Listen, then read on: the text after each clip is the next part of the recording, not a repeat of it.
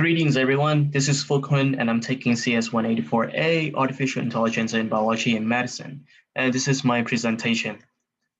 I'm actually working on a project called Skin Identifier, which can be categorized as an image classification problem.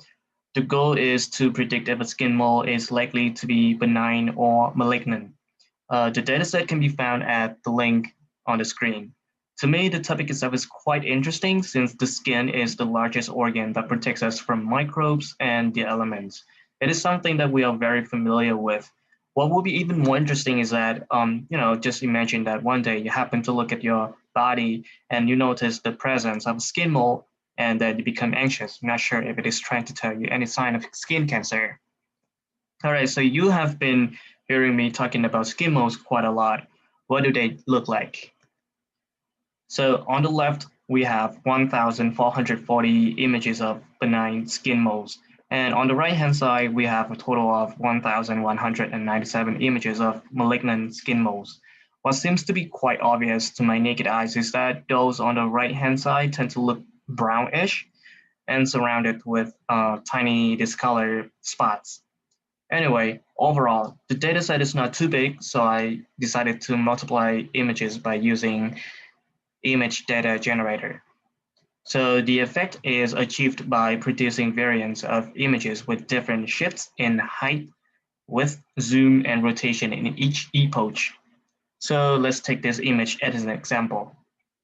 By performing random transformation, I can get this one or even this one. All right, so to solve image classification, I use a convolutional neural network model. It consists of 3 convolutional layers, each of which is followed by a max pool layer. The idea is that kernels in the convolutional layers will scan and extract features from a 2D image. Max pool layers will save only important information, and the process will repeat 3 times. Then the output is flattened and passed to the classification stage, which consists of 2 fully connected layers to produce output, which is a probability of a skin mole being benign or malignant. All right, this is to demonstrate what I was talking about. So let's move on to the coding part. So first thing first, I run through every images in my training folder and to make sure that they are consistent in size. And there are 224 by 224, which is good. This is how I set up my image data generator. All right. And for the model, I add 3 convolutional layers, each of which is followed by a max pool layer. And then the output will get flattened and then passed to the classification stage, which consists of 2 fully connected layers.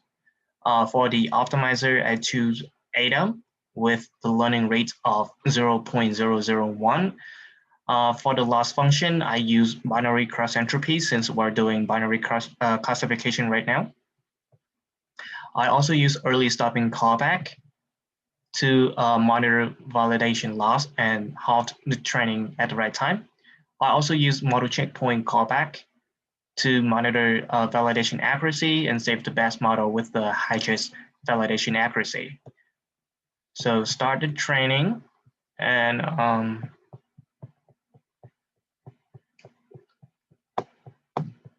the model performance will be plotted down below right here. So as you can see that the model itself doesn't overfit, and the highest accuracy, validation accuracy that I got was 89.24 at epoch 93. And as you might have noticed that I skipped this part, this is a tensor board. Since I played around with hyperparameters quite a lot, I need something to keep track of. All right, so for example, when I play around with a dropout rate of 0.8, I got the 2 graphs right here. And yes, they are very interactive. All right, so another example of dropout rate of 0.5, I got the 2 graphs right here. All right, so yeah, that's pretty much it. Thank you for listening. Thank you.